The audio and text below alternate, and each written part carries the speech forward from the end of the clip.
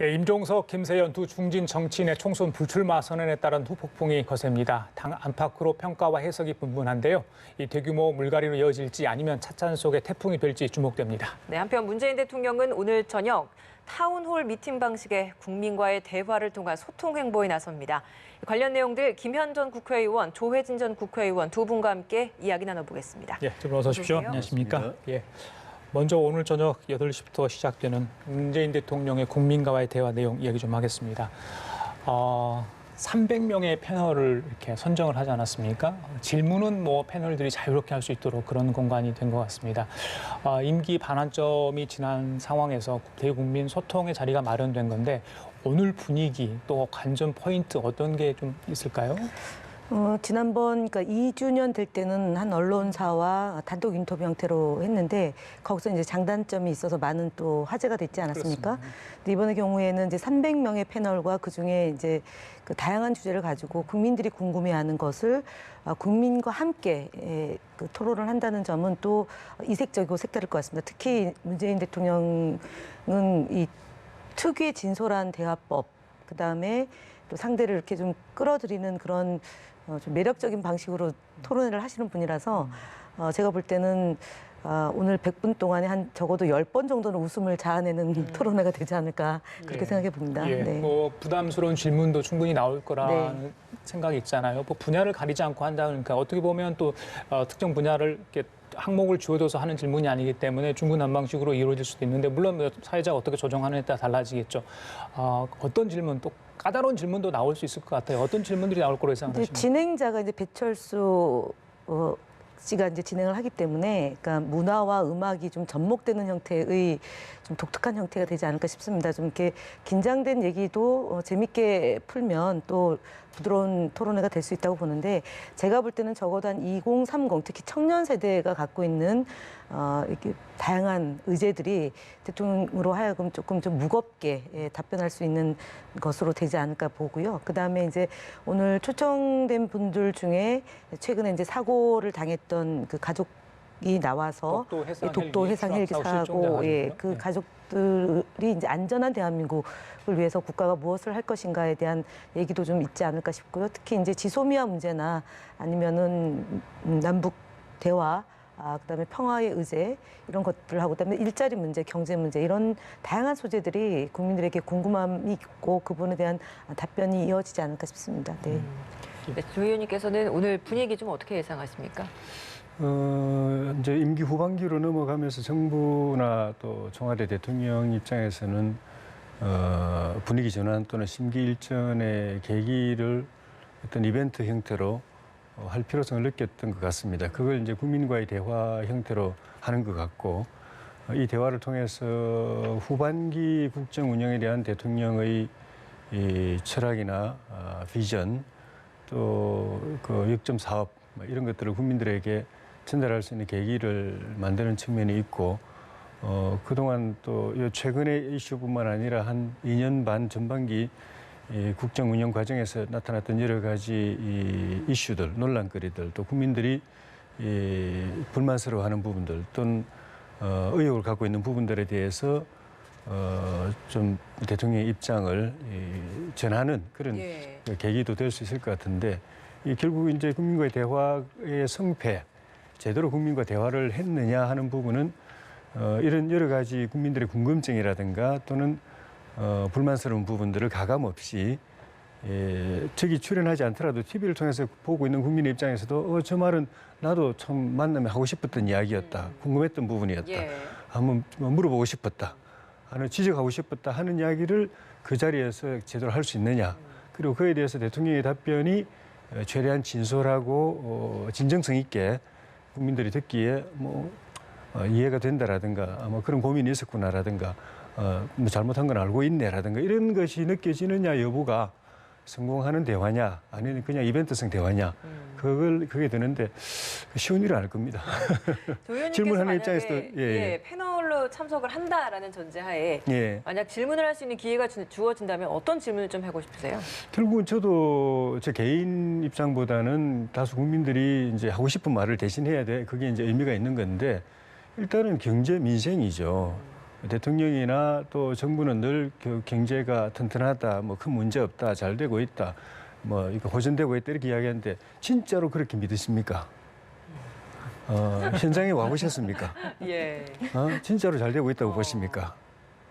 그리고 현장에서 실제 국민들이 이 체감하는 민생을 보셨습니까?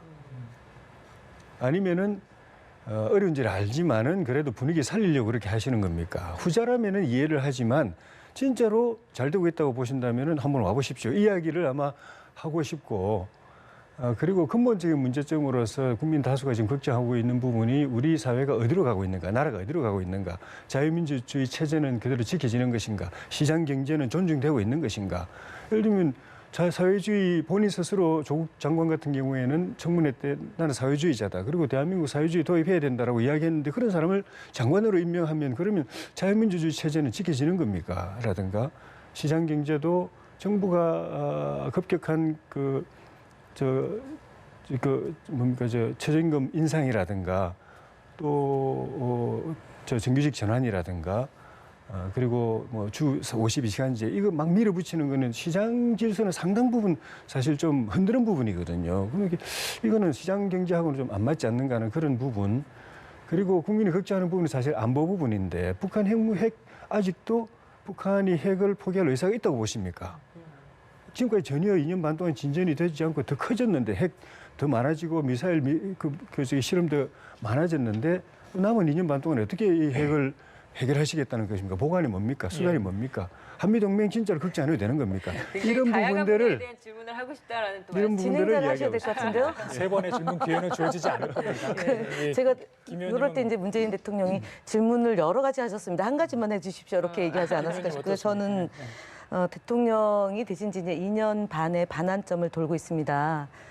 대통령이 되고 나서 가장 보람 있었던 일 한 가지와 가장 아쉬웠던 점 한 가지를 국민들에게 좀 진솔하게 말씀해 주시기 바랍니다라고 아마 저는. 그 질문은 아마 나올 수도 있을 것 같은 그럴까요? 생각이 저는 개인적으로 드는데요. 예, 알겠습니다. 자, 그리고 이거 뭐 이제 국민들과 뭐 정말 소통하는 기회 말씀하신 것처럼 뭐 출입 기자랄지 뭐 특정 언론과의 인터뷰 개인적으로 이렇게 한 경우는 있었지만 이런 경우는 처음이지 않습니까? 네, 이번에 처음. 과거에도 역대 대통령도 이런 자리를 마련했는데 그때 혹시 뭐 기억나셨던 뭐 그런 게 있나요? 일단은 이 국민과의 대화는 이전에 이제 구중 공궐에 갇혀 있는 대통령으로서는 볼 수 없었던 것이고요. 그러니까 민간 정부, 국민의 손으로 직접 선출된 대통령 때부터 이제 국민과의 대화 또는 TV 토론을 통해서 국민과 소통하는 방식이 이제 채택이 됐는데 예.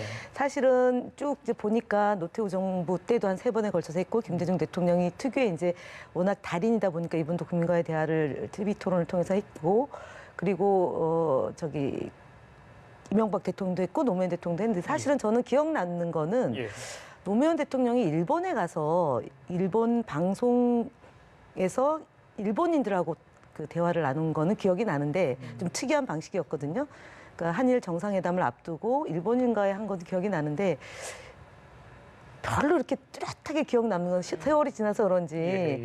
그러니까 없고 다만 노무현 대통령이 이제 온라인과 그러니까 5개사 온라인사 대표 매체 대표하고 질의하고 답변하고 또 온라인으로 들어온 다양한 주제에 대해서 현장에서 즉석 대화를 나눴던 것, FTA에 대한 얘기도 있었고 그래서 그때가 아마 가장 핫하지 않았나 이렇게 봅니다. 네.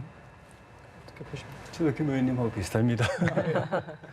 그만큼 이 의욕은 좋지만은 국민과 소통하겠다, 대화하겠다, 의욕은 좋지만은 제대로 대화하고 소통하는 게 어렵다는 의미죠. 그게 제대로 되려면 사실은 모두가 진솔하고 허심탄회해야 되는데 청와대 입장에서는 혹시 뭐 곤란한 질문 같은 거, 전체 국민이 보고 있는 상황이니까 나오지 않을까. 대통령 본인도 그렇겠지만 밑에 참모들 전전긍긍하죠. 사실은 피를 말리죠. 방송사 입장에서는 뭐 방송사고는 하지 않을까 또 걱정되고 질문할 입장에서는 이 말 해도 되나 뭐 그래도 대통령인데 그리고 국민들이 보고 있는데 뭐 그런 자기 검열 같은 게 있고 그래서 쉽지 않았는데 저게 제대로 되려면 저는 평소에 대통령이 수백만 시청자 또는 뭐 전체 국민이 보고 있는 저런 TV가 아니라 평소에 한 5명, 10명, 20명이 있는 시정의 저작거리라든가 시장 상인들이라든가 건설 현장에 일하는 인부들이라든가 또 농어촌에 농사 짓는 들판에 농부들이라든가 그 고깃배 위에 있는 어부들, 이 사람들 만나가지고 그냥 날이 선 이야기를 현장에서 날 끝 그대로 듣는데 익숙해지고 얼마나 푹푹 찌른 이야기 하거든요. 듣는데 익숙해지고 그걸 또 수용해서 또 부드럽게 대화하는 것이 평소에 돼 있어야 더 많은 몇 수천 배의 국민들이 보는 데서 말할 때도 그게 되는 것이지 그게 훈련이 안 돼 있으면은 참 쉽지 않다는 생각이 듭니다. 자, 오늘 오후 저녁 8시부터 시작이 되는데 저희 연합뉴스 TV에서도 생중계를 합니다. 시청자분들께서 좀 잘 좀 지켜보시면 될 것 같고요. 여의도 이 얘기 좀 하겠습니다. 임종석 전 청와대 대통령 비서실장 총선 불출마 선언 그걸 넘어서 잠정적 정계 은퇴 아니냐 이런 이야기 지난 주말에 발표를 하다 보니까 어제 사이에 많은 이야기가 나왔습니다. 이용득 의원도 뭐 불출마 선언 어제 발표를 하지 않았습니까? 김영기 여쭙고 싶어요. 지금 당 분위기가 일단 어떻습니까? 일단 총선을 앞두면 다양한 형태의 의원들이든 아니면 전직 의원이든 정치인들의 그런 행동들이 나오기 때문에 사실은 뭐 그렇게 충격적이다 내지는 이것이 미치는 파장이 일파만파일 거다라고 얘기하는 것은 제가 볼 때 좀 과도하다고 보고요. 임종석 전 비서실장의 경우는 사실은 이제 정치를 한동안 못하고 있었던 것이고요. 그냥 서울시 부시장하고 대통령 비서실장을 하고 이제 좀 휴식기가 있었던 것, 그 휴식하면서 많은 생각을 통해서 이제 본인이 이런 결심을 한 거고 주변에 상의를 안 한 것은 상의를 하게 되면 말리는 분들이 많을 거다라고 생각해서 혼자 이제 고독한 결단을 내린 것 같은데요. 제가 볼 때는 그 결정이 잘 됐던 못 됐던 아직 뭐 당에 복당은 하지 않았겠지만 당과 협의하는 과정을 좀 이후에 밟아야 되지 않겠나 싶고요. 그리고 이해찬 대표께서 만난다는 언론 보도가 있는 만큼 본인이 왜 그런 결정을 하게 됐는지 좀 들어보고 그다음에 당으로서 또 어떤 조치가 있는지 조율하는 과정이 좀 필요하지 않을까 봅니다. 결국은 대통령 지금 특사이고요. 그리고 문재인 정부가 가장 성공한 정부가 되기 위해서는 평화와 통일에 대한 아젠다를 기어이 성사를 시켜야 되기 때문에 그 일을 하겠다라고 얘기하는 거는 전 비서실장으로서의 책임감에서 비롯된 거다라고 보고요. 어쨌든 본인의 결정은 존중하지만 전체적으로 총선을 겨냥해서 앞으로 우리 당이 어떻게 전략 전술을 구사할 거냐 이 문제와 관련해서도 연결되어 있는 문제이기 때문에 대표님께서 만나서 들어보고 또 대화를 나누다 보면 또 좋은 안이 나오지 않을까 그렇게 봅니다. 그러면 이해찬 대표가 직접 만나서 이야기를 하면서 그 연유를 좀 들어보고 이후에 뭐 선거 과정에 대한 어떤 일정 부분에 좀 역할이나 도움을 요청할 수도 있는 겁니까? 일단은 본인이 페이스북을 통해서는 그러니까 시민 영역에서 통일운동을 하겠다라고 되어 있기 때문에 그 문제를 어떻게 구체적으로 할 건지 내지는 총선에 맞물려 있기 때문에 그 문제가요. 지금 이제 11월 달 코앞에 있는 국제회의에서도 북한이 참여하는 문제도 여전히 이제 안개 속에 있긴 하지만 그 문제와 더불어서 북미 정상회담 좀 남겨져 있고 그다음에 이제 금강산 관광 개제 문제도 남아 있기 때문에 이 문제를 잘할 수 있는 사람은 분명하지만 자연인 신분으로 할 수 있는 것도 지극히 좀 제한적이기 때문에 그런 얘기를 좀 함께 하면서 논의를 모아가면서 방안을 모색하는 그런 것이 되지 않겠나 싶습니다. 또 총선에서 어떤 역할을 할지는 지금 페이스북에 본인의 심경을 피력한 거로 보면 쉽지는 않을 것 같은데 당이 또 어떤 의견을 제시하느냐에 따라서 논의를 할 수 있다고 봅니다. 김 의원께서는 당의 분위기 좀 이야기를 해주셨는데 글쎄요 충격파가 크지 않을 것 같다는 말씀 잠깐 비치셨어요. 글쎄요 86그룹도 일단은 다시 한번 돌아보는 계기가 될 것 같고요. 이후에 지금 총선 국면 총선을 앞두고 있기 때문에 던지는 메시지, 그러니까 불출마 선언이 갖는 의미가 있을 것 같은데 어떻게 보십니까? 본인은 본인 개인 사정이 여러 가지 있겠죠. 그러니까 뭐 정세균 전 의장님하고 지역구 조정이 안 됐다라든가 또는 청와대 출마자들에 대한 부정적인 여론 이런 것들도 관계가 있을 것이고 실제로 본인의 정치에서 국회 생활은 그렇게 그렇게 좋지는 않았습니다.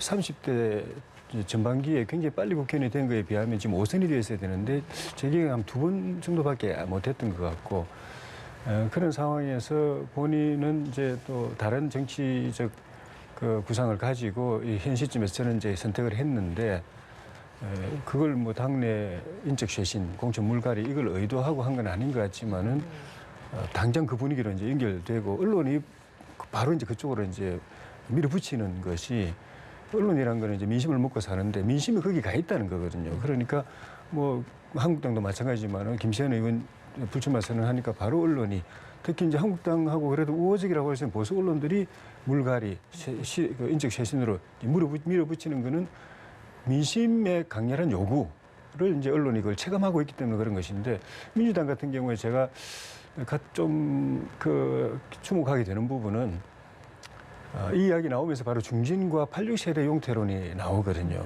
그러니까 86세대가 사실은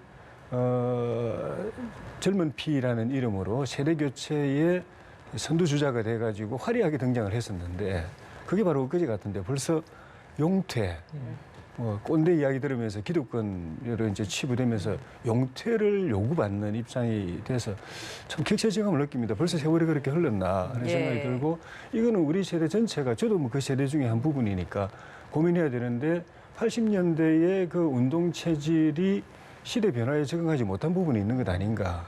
그리고 너무 적대적인 정치, 대립 정치, 또 투쟁의 정치를 국회에 이제 가져오면서 과거에 그래도 여야 간에 서로 경쟁하면서도 대화도 하고 협상도 하고 타협도 하고 했던 그 정치를 밀어내고 대립과 갈등 지향의 정치를 만든 주범으로서 우리 86 세대가 그렇게 이제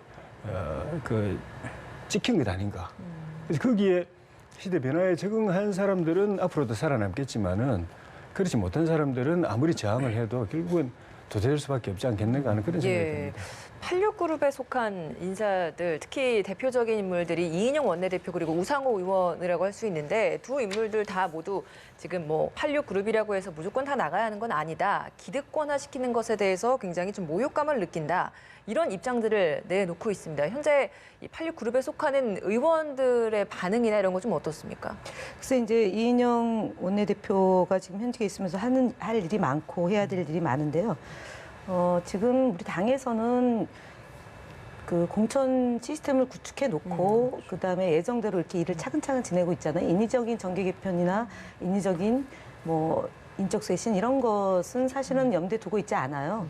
그리고 두 번째로는 과도하게 이제 그 2000년부터 정치권에 들어와서 대략 한 20년 되는 분들이 있는데 공과 가가 있습니다. 근데 이것을 마치 뭔가 쇄신의 대상으로 놓고 보는 것은 제가 볼 때는 적절하지는 않고 늘 저는 개인적으로 노장청의 조화가 정당의 기본 맥이다라고 봅니다. 그래서 그동안 쌓은 경험과 경륜을 바탕으로 해서 국정 운영을 뒷받침하고 당은 국정 운영에 뒷받침하고 이후에 그런 그 본인들의 경험을 또 잘 살려서 장관도 할 수 있고 또 다음번 대선도 내다볼 수 있고요. 또 당도 운영해야 되기 때문에 과도하게 그 임종석 비서실장의 정치적 선택이 이분들에게 어떤 영향을 미친다라고 보는 것은 저는 좀 호사가들의 입장이라고 저는 봅니다. 네. 시스템 공천 그리고 일부 의원들의 불출마 선언 이런 걸 합치면 자연스럽게 네, 물갈이가 그렇죠. 된다 네. 이런 말씀이신가요? 네, 그렇습니다. 네. 알겠습니다. 인적쇄신이라는 표현으로 했으면 좋겠습니다. 물갈이보다는. 그래요? 인적쇄신.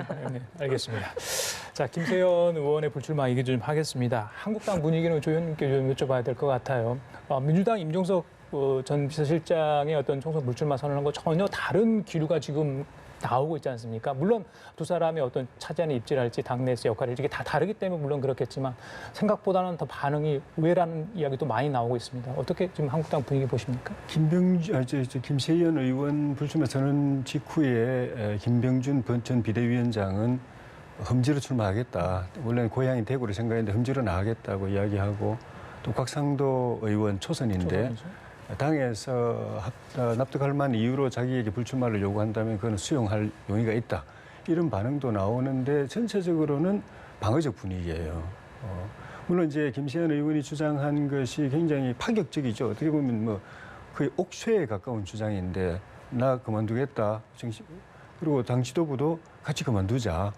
또 의원직 총사퇴하자. 전 의원 총사퇴하자. 그리고 당 해체하자. 그리고 제로 베이스에서 새로 출발하자.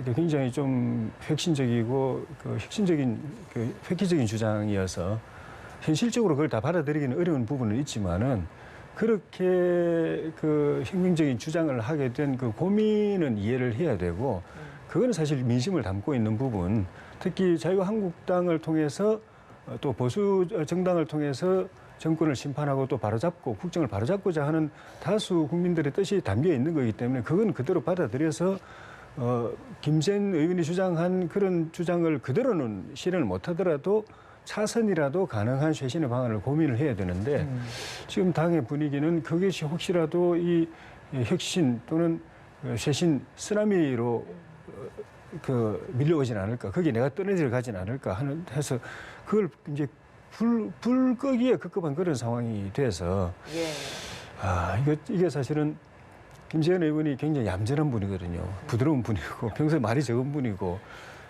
그런데 자기 소신이나 고집은 분명한 분입니다. 그래서 저렇게 그런 점잖은 분이 저런 주장까지 하게 된 데는 한국당이 그동안 여러 번 다시 거듭날 수 있는 기회를 버려가지고 이번이 진짜로 마지막이고 이번에 안 하면 총선에서 결국 타의에 의해서 당은 소멸된다라는 그런 위기의식 때문에 한 말이기 때문에 차선이라도 국민 민심을 담아내는 쇄신의 방안을 같이 고민하는 것이 다음 내년 총선에서 그래도 당이 이길 수 있는 길이 아닌가 그런 생각이 듭니다. 일부 중진들 사이에서는 김 의원이 여의도 연구원장직은 계속 유지하는 부분에 있어서도 비판을 제기하더라고요. 이 부분은 어떻게 보십니까? 물론 이제 논리적으로 따지자면은 뭐 그런 지적할 수 있죠. 당 해체하자 그러면서 당직은 왜 맡고 있느냐 그런 말도 있을 수 있지만은 해체되면은 실제로 뭐 당 대표고 뭐 여의도 연구원장이 다 없어지는 거지만은 그 충정을 이해할 만한 게 만약에 그렇게 못 가고 현 당을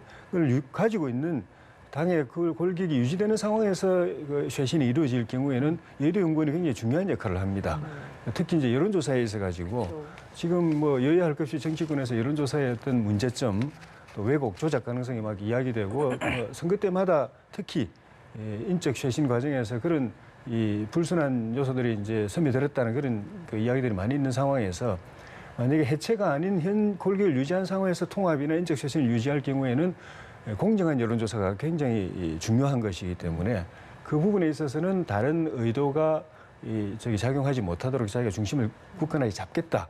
그게 내가 출마하지 않는 내 마지막 그 책임이고 책무다라고 하는 부분은 그는 굳이 그렇게 뭐 이렇게 폄훼할 부분은 아니지 않는가 하는 생각이 듭니다. 그런데 이제 원장직을 유지하더라도 이미 총선 불출마를 했기 때문에 얼마나 힘이 실리겠느냐. 뭐 총선 기획단에도 적극적으로 참여할 수 있는 상황이 아니라고 제가 알고 있는데 어떻게 보십니까? 제가 볼 때는 일단은 좀 그냥 아주 객관화시켜서 총선이 한 1년 남아서 지도부를 좀 변경해가지고 뭔가 대안을 모색할 수 있다라면 김세현 의원의 주장이 좀 설득력이 있을 텐데 제가 볼 때는 지금 후보를 결정하고 후보자 등록까지 남아있는 기간이 그닥 많지가 않습니다. 한 90일 정도고요. 지금 자유한국당의 경우는 공천 룰도 확정이 제대로 안 된 상태죠. 그렇다면 지금 거기다가 이제 보수대 통합을 하겠다 하니 많이 얘기가 있습니다. 그래서 지금 지도부 물러나라는 얘기는 좀 과도한 주장이다. 그러니까 사실은 뭐 다른 당이라 하더라도 저희도 그런 경험을 했거든요. 총선을 앞두고 지도부가 물러나서 비상대책위원회로 총선을 치르면 제대로 성과 있게 총선을 치를 수가 없습니다. 그래서 이 부분에 대한 고민이 있어야 될 것이고요.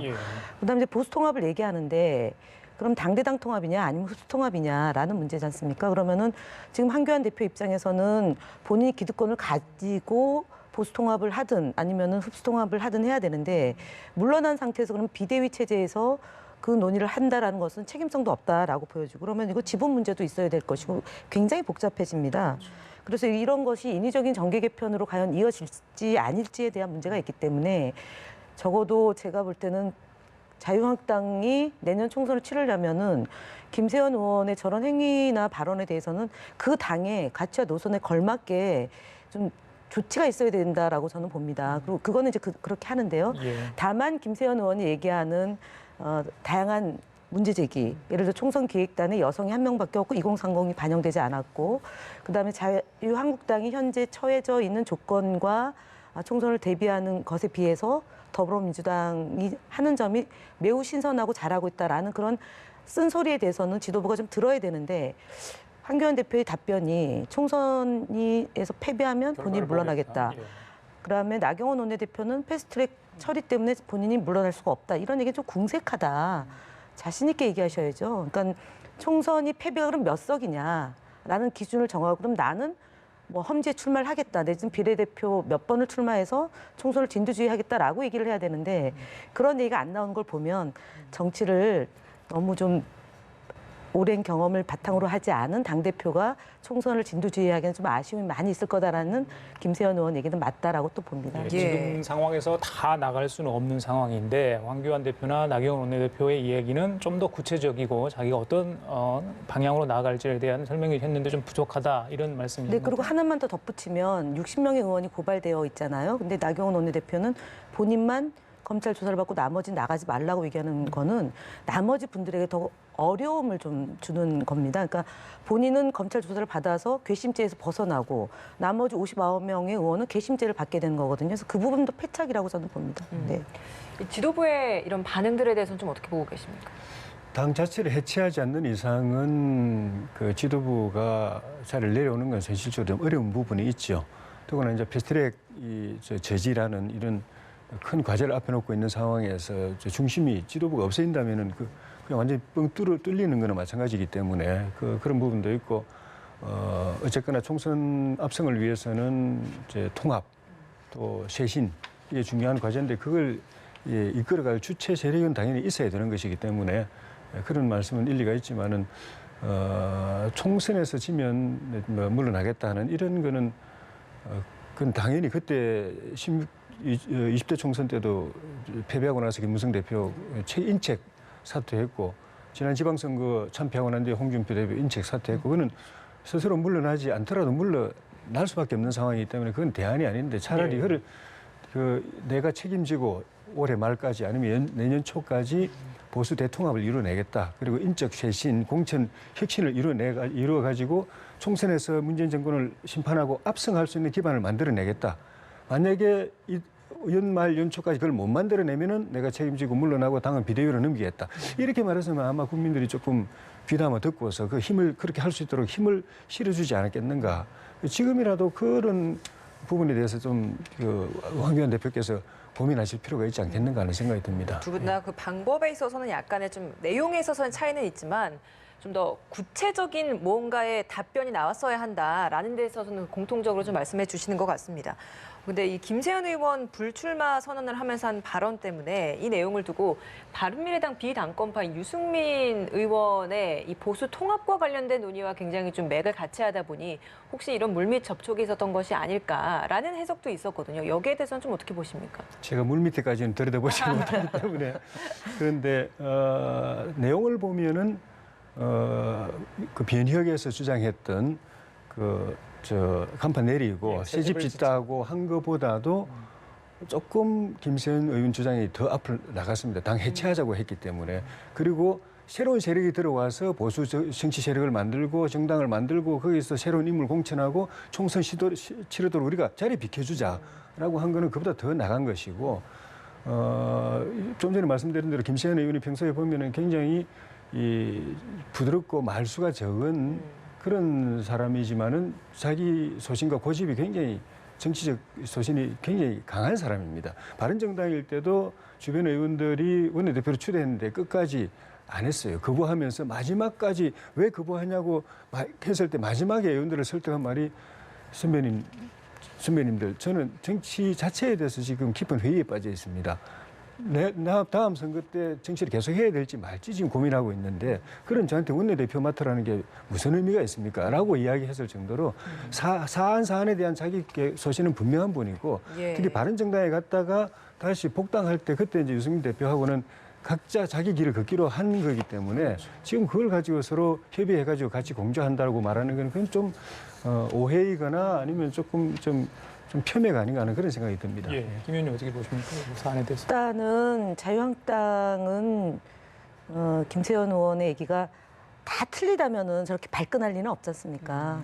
본인들도 굉장히 불안하다는 것을 반증하는 것이고요. 이제 당인으로서 당을 해체해야 된다는 주장은 파격적이고 파괴적이기 때문에 불만이 많이 나오겠죠. 불만이 많이 나와서 배경을 의심하고 혹시 배후 세력 있는 것 아니냐. 내지는 이 지분을 확보하기 위해서 김세현 의원 같은 좋은 환경과 그다음에 말씀하셨던 것 평소에 별로 그렇게 강한 주장을 아닌 분을 통해서 의견을 내는 것 아니냐라고 의심할 수는 있겠지만 제가 볼 때는 그런 것 같지는 않고요.